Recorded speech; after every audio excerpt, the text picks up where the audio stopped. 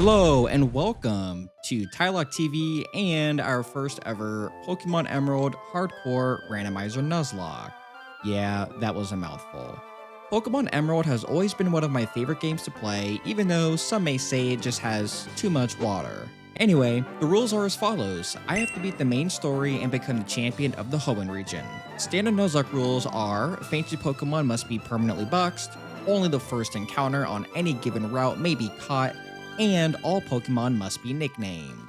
The added Hardcore Nuzlocke rules are to always play on set mode, no bag items are allowed during battle, and you can't overlevel the next gym leader. While Professor Burst flexes on us with the Salamence, we name ourselves Ty to begin our journey, as everyone else does, inside the back of a moving truck. I immediately get out and tell my mom how unethical that is and that I'll be running away from her. As I do, I hear Professor Birch getting attacked by a Zigzagoon. Help me! Help me! We choose our starter, Lapras, who we end up naming Lucas. Then we head out to Route 103 to battle our rival, Brennan, who chose an Aipom as their starter. Afterwards, we head back to the lab to get our Pokedex and Pokeballs, and now the run officially begins. Our Route 101 encounter ends up being an Alakazam, but after missing Sing, he teleported away. But that's okay, because I make my way back to Route 103 hoping for better luck. This time, we encounter a Zapdos, but again, after missing Sing and getting paralyzed by Thundershock while living on 2, I had to make a run for it. We head on over for hopefully an encounter on Route 102 that we can actually catch. And we do just that. We find a Persian who we catch and name Giovanni. Next, we head to the Petalburg City Gym where our dad works, and he gives us a task to help a trainer named Wally help him get his first Pokemon too. He finds a wild Vibrava, which, spoiler alert, he never uses since this game is randomized. Our dad then tells us we have to get stronger before we can battle him, so we head on over to Rustboro to do just that and meet Scott. Scott came to tell us that we are just not quote-unquote him and that we suck at Pokemon battling. So we head over to Route 104 and find ourselves a Slackoth who we catch and name Lazy Boy. Making our way into the Petalburg Woods, we find yet another legendary bird, this time Articuno. After weakening it to literally 1 HP and also putting it to sleep, we took our last Pokeball, which failed, so I took out my anger on this Team Aqua Grunt who was harassing a corporate worker. We finally make it to Rustboro City, grab the Quick Claw inside the trainer school, and head to Route 116 for yet another encounter.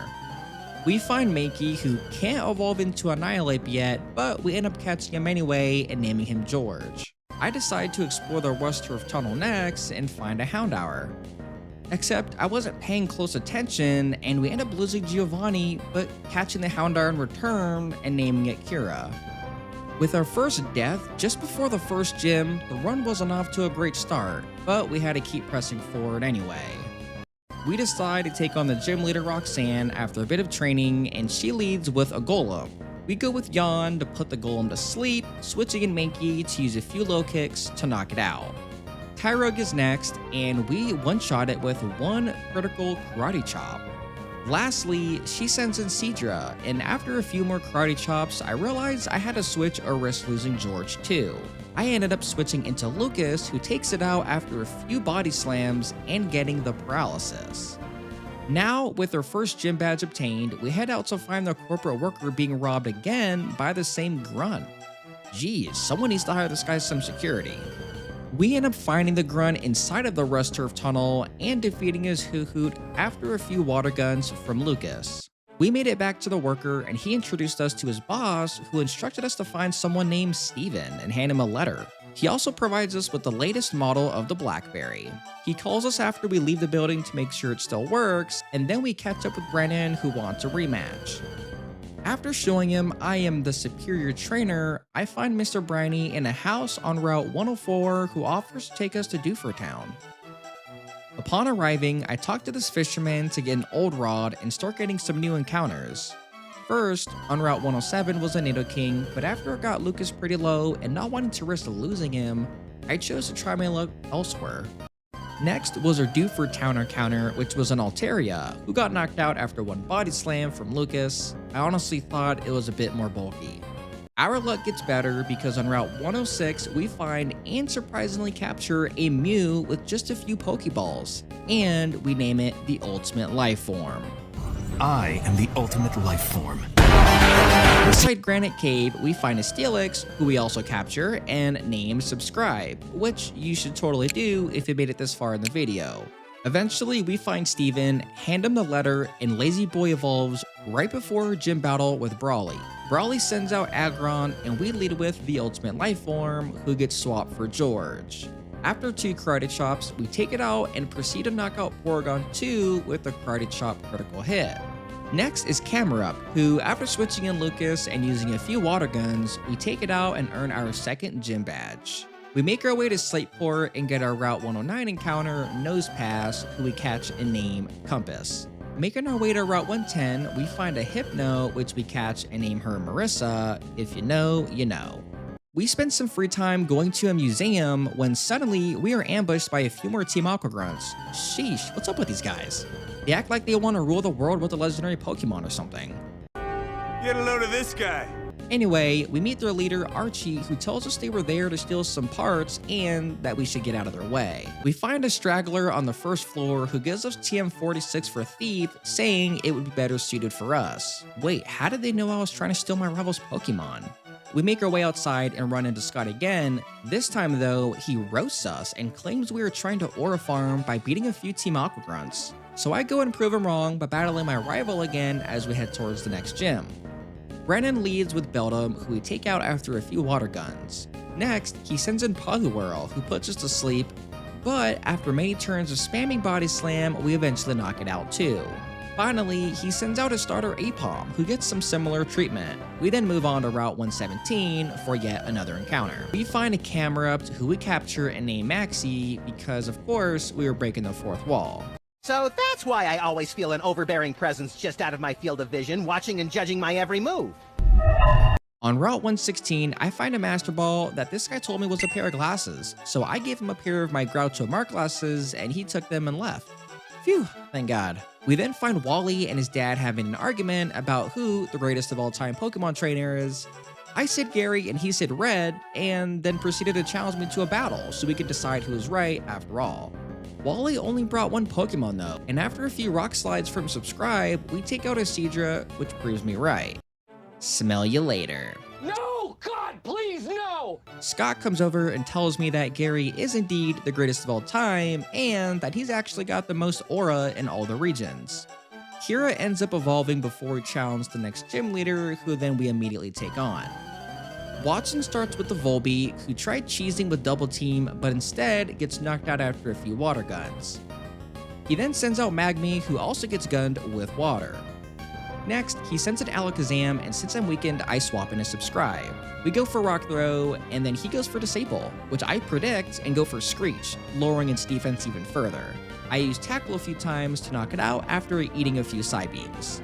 Lastly, he sends in Tyrogue, who we swap in the Ultimate Life Form for and knock it out after critting with Mega Punch. With 3 gym badges and only 1 death, I started getting into a pretty good groove and tried for another encounter. After using way too many Pokeballs for a Magnemite, we catch it and name it It's Nuts. Inside the Fiery Path, we find another Camerupt. But since we are using Dupes Claws, we re-encounter a new Pokemon, which ends up being a Blissey that we catch and name Like, which you should totally do if you are this far into this video. I mean, come on! Anyway, we head into this old lady's house to rest up, but she tried asking if I wanted to rest again, which I found a little creepy, so I just left. On Route 113, we find a Volbeat of our own who we capture and name Fireflies. And this is where our luck really starts to pick up. On Route 114, we find none other than Kyogre. After throwing every Great Ball that I could fit into 1 bag, I was down to my last one, which luckily worked because I wanted to save my Master Ball for potentially something else. We named it God's Child and head into a cave to confront Team Magma harassing a scientist. Archie and his goons show up too and scare them away, but he tells us they're probably heading to a volcano. Well, well, well. We do find Maxie at the top of a volcano and ask if he's wearing personal protective equipment, since he's right next to lava and that it's pretty dangerous. He didn't like us asking for his well-being, so he proceeded to challenge us to a battle. After taking out Blissey with a few body slams, he switches into Blaziken.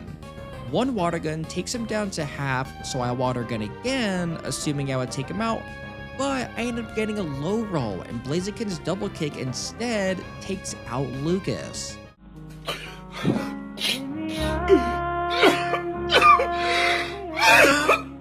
The ultimate life form comes in for revenge and knocks out Blaziken with 2 mega punches. Next is Curlia, who gets some ancient rocks thrown at her and she faints.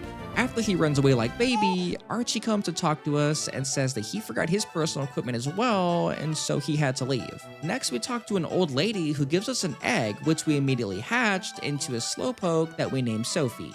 Afterwards, we challenge Flannery for her 4th gym badge, and she leads with a C-Dot.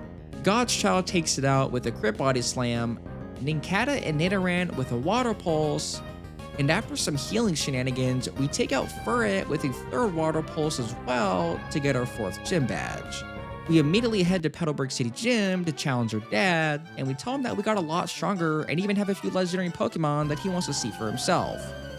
He sends out Kabuto, who gets one shot by Karate Chop. Next is Snorlax, who we take out with the Karate Chop and low sweep, and he tried to yawn, but since we have Vital Spirit, it prevents us from falling asleep. War Turtle is next, and we use a few Karate Chops and low sweeps, and after some more healing shenanigans, we get pretty low and swap in God's Child to take it out with an Ancient Power. And we even get the Omni Boost too. Last is Shelgon, and after a combination of Body Slam and Water Pulse, we knock it out to get our 5th gym badge. We meet up with Wally's family afterwards, and his dad gives us the HM for Serve since we are friends with their son, so we head towards the next gym badge but make a quick pit stop at the Weather Institute and help the scientists get rid of some Team Aqua bullies. The scientists are so grateful, in fact, that they gift us the legendary Pokemon Registeel. Hey, that's pretty good. Who we did forget to nickname, but we do put on the team in place to subscribe as a superior steel type. Brandon then challenges us to a battle as we make our way to Fortress City, so we put in Registeel to the test. We go for Metal Claw and get the boost immediately and take out Ursaring, Beldum, and Aipom. He then gives us the HMO2 for Fly. Scott shows up saying Brandon went off pretty angry and figured we were the culprit behind it, and so he told us to stop aura farming again. Anyway, we can't get to the gym without some x-ray goggles, so we meet up with Steven and he conveniently gives them to us. After using it on a mysterious Pokemon, we make our way to fight the 6th gym leader. At this point, I made a crucial error because I thought the level cap was actually 31 and not 33, so I brought an entirely new team since my current team was around level 32, which again was over what I thought the level cap was. We do lead with It's Nuts and take out Slowking with a few sparks. Zigzagoon comes in to use Mud Spore, which does weaken our electric type attacks, but it wasn't enough. C-Dot comes in, and after a few Sonic Booms, he uses Synthesis to heal up quite a bit, but luckily, the Sunny Day also boosts the power of fire moves, so we bring in Maxie to use an Ember and take it out. Next is Teddiursa, and after an Ember and then a Magnitude since the sun went away, we knock it out too. Lastly, Winona sends in Dusclops, who is pretty tanky and quite annoying. Dusclops goes for Confuse Ray, and since we're confused, we swap in Registeel. We spam Metal Claw and get hit with Confusion to get pretty low, so we actually swap into Muddy, but Muddy also gets confused, so we just swap back into Subscribe, who gets confused as well, but take it out after a few rock throws. Now with our 6th gym badge, we put in our original team and make our way to the 7th gym when a random trainer with Kyogre takes out Lazy Boy right before he could evolve into a Slay King. We try and take out our anger on Team Aqua, but they refuse to battle and tell us that we need to go look for Archie. Before doing so, we go and find Maxie at, who would have guessed, another volcano. But this time, he is wearing his protective gear, and he even awakens to legendary Pokemon Groudon. And he blames us for it for running away and decides to challenge us to another battle. We defeat him pretty easily, and he says he's gonna go chase after Groudon. So we make our way back to Slateport to meet up with Captain Stern, since I wanted to take a mini vacation to Kanto just to meet my idol Gary. And that's when the leader of Team Aqua, Archie, swoops in and steals a submarine. Luckily, I knew exactly where he would be, so we go back to his hideout and complete a teleport puzzle to find our Aqua hideout static encounter, Lugia. And at this point, I knew I had to use one of my 2 Master Balls that I ended up finding lying around in some back alleys and caught it to name it Silver. Who are you? My name is Silver. For the future of the world, I will destroy you! With half of our team consisting of legendary Pokemon, I felt more confident than ever in completing this challenge. We find a Team Aqua Grunt who forces us to battle, only for him to tell us he was just there to waste our time so Archie could escape with the submarine. Luckily, he tells us where he might be headed, so we make a quick pit stop to the 7th gym, and we find ourselves in a double battle and end up losing Kira to a stupid Sea King. I mean, nobody's favorite Pokemon is Sea King, right? We finally find the pair of gym leaders, Tate and Liza, who take us on in a double battle. Arcanine and Ninjask are their leads.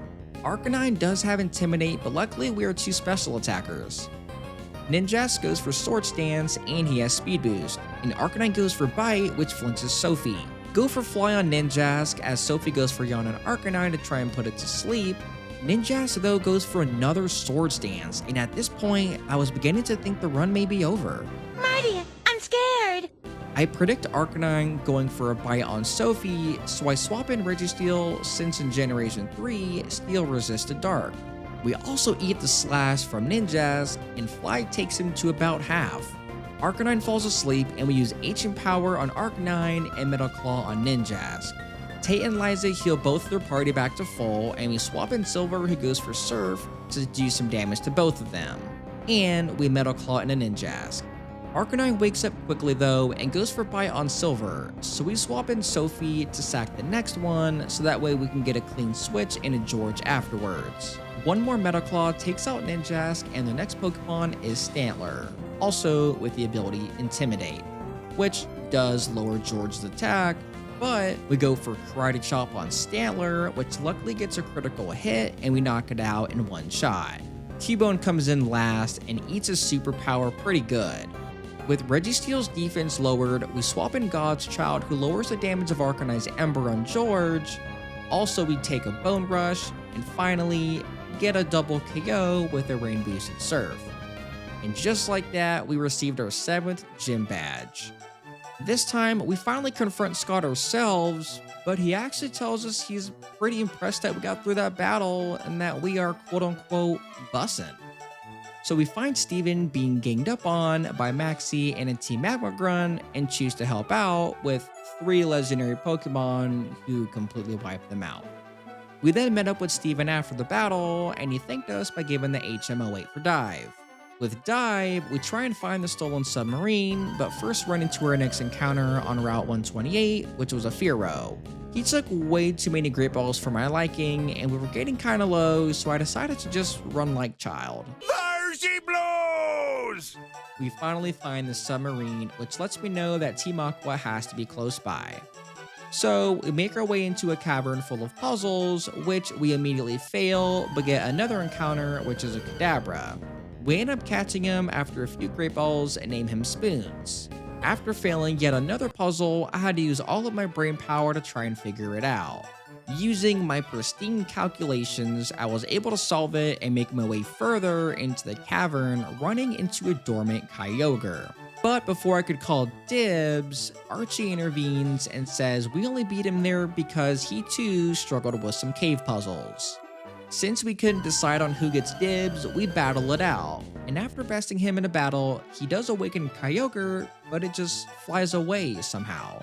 Maxie quickly comes in and tells us that we've caused a natural disaster, like in the movie Geostorm, and that it was our responsibility to fix it. We all 3 head to the surface and see Kyogre and Groudon staring at each other menacingly.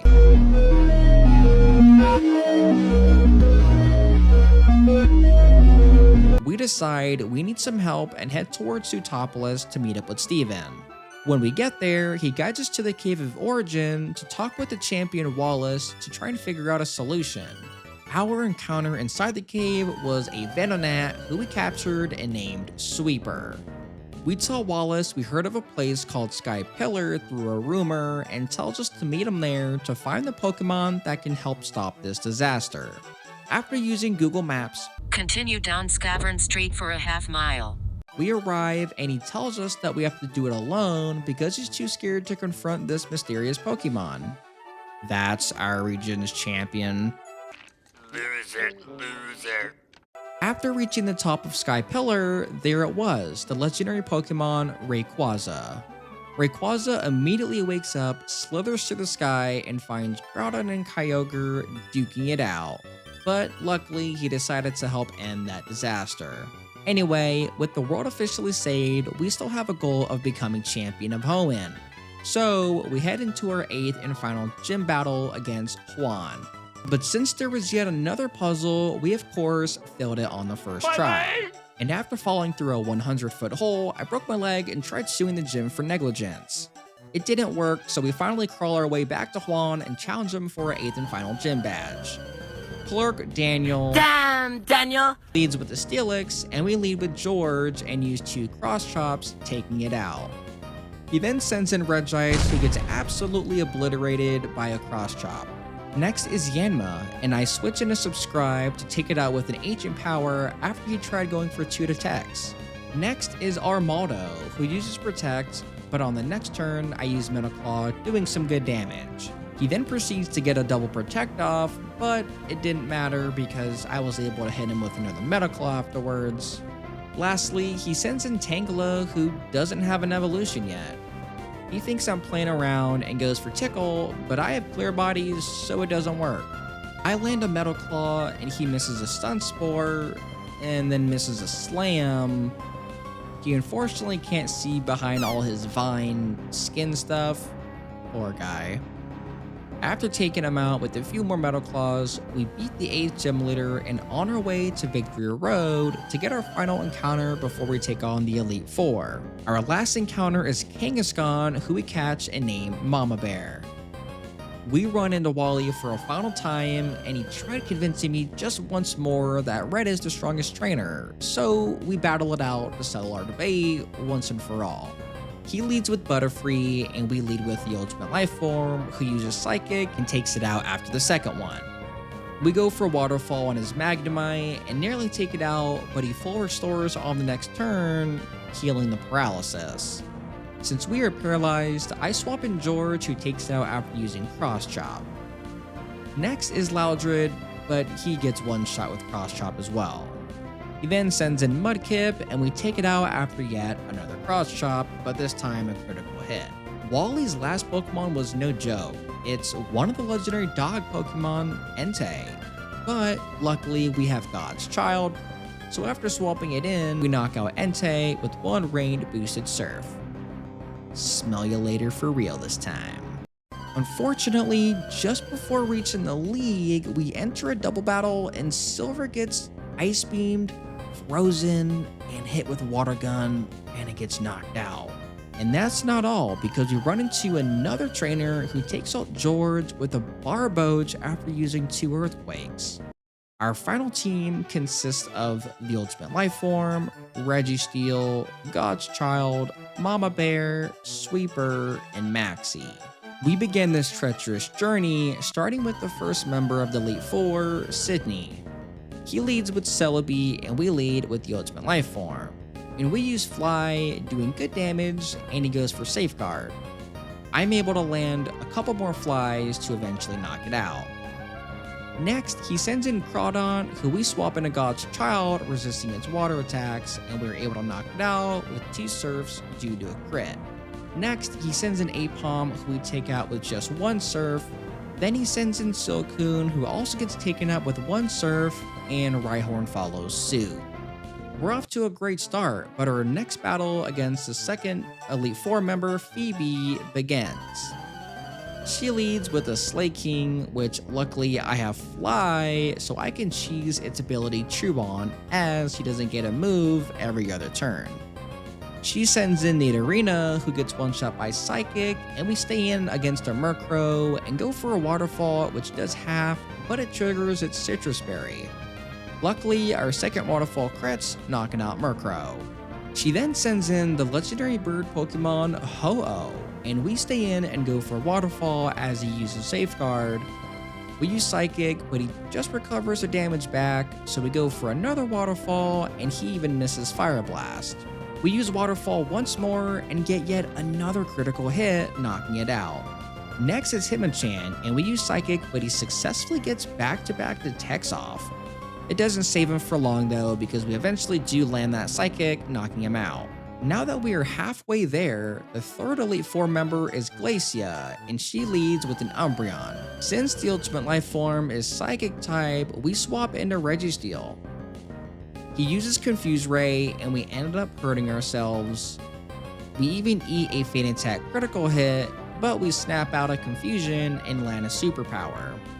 He confuses us again, but she ends up swapping into Blaziken, giving me some Pokemon PTSD.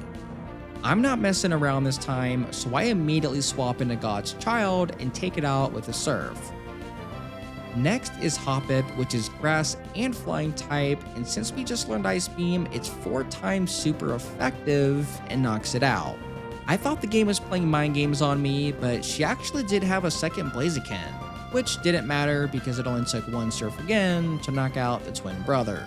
She goes back to Umbreon, who is already low, who also gets knocked out by Surf. Finally, Itsy Bitsy Ariados also gets washed away through the water spout. And just like that, we are facing the final Elite Four member, Drake.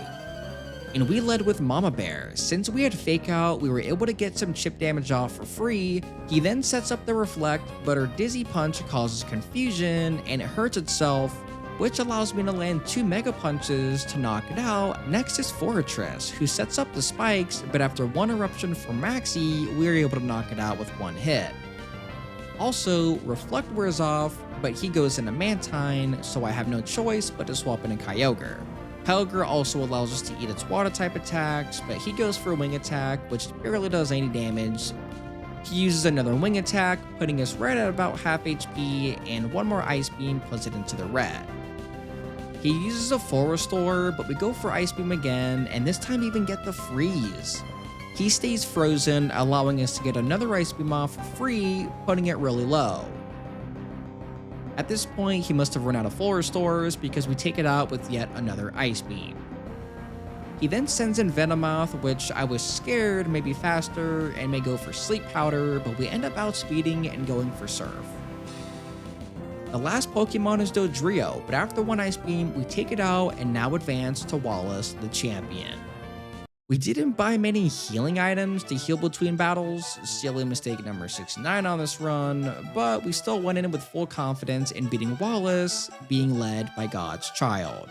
Wallace leads with Machop and we lead with Mama Bear again. This time though, we get chip damage off with Fake Out, but swap into the Ultimate Life Form to resist its fighting type attacks. We then proceed to go for Psychic, which knocks it out. Next is Seedot, but with no more PP and Fly, we swap into Maxie for a Fire type attack. Luckily, he even goes for Sunny Day, boosting our Eruption even further, knocking it out. He swaps in Golem, and I thought I may outspeed, but I didn't, and was knocked out by its Earthquake. At this point, I also forgot that Drizzle would replace the sun from Sunny Day, so I make a mistake and go out into the Ultimate Life Form and unnecessarily take an Earthquake after Psychic does about half. Golem has a Citrus Berry and heals up over half, so another Psychic only takes it to the red. Wallace then uses a full restore, and at this point I was also ready to sack the Ultimate Life Form just to get a clean switch into God's Child, but we end up getting a special defense shot from Psychic, allowing us to take it out in 2 Psychics. Next is Lilith, so we swap in a Registeel, and he uses Stockpile. We use Metal Claw, doing some massive damage, and then he goes for Ancient Power and gets a crit, but it still doesn't really do much.